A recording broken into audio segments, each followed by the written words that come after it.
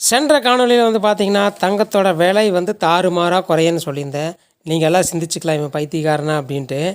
ஆனால் தங்கத்தோட விலை ஏறதுக்கு நாம தான் காரணம். ஏன்னா இந்தியாவில் தான் இந்த மாதிரி தங்கத்தோட விலை வந்து அதிகமாக இருக்குது.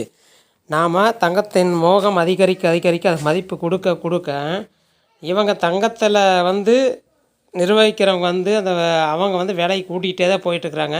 வெளிநாட்டில் வந்து பார்த்திங்கன்னா தங்கத்தோட விலை கம்மி தான். நீங்கள் வந்து ஒரு 6 மாதம் நீங்கள் தங்கம் வாங்காமல் இருந்து பாருங்கள், அதனோட விலை வந்து கண்டிப்பாக குறையும், தாறுமாறாகவே குறையும்.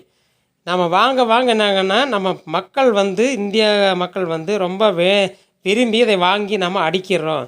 அதாவது நம்ம சீருக்கோ திருமணத்துக்கோ வந்து பார்த்திங்கன்னா கவரிங் நகைகள் மட்டும்தான் நம்ம அதிகமாக யூஸ் பண்ணுறோம். தங்கத்தை நம்ம யூஸ் பண்ணுறது கிடையாது. இதனோட மோகத்தை வந்து குறைக்கணும். அதே மாதிரி தயவுசெய்து பெண் கொடுக்குறவங்க பெண் எடுக்கிறவங்க வந்து வரதட்சணை தங்கத்தை வந்து யாரும் கேட்க வேண்டாம்.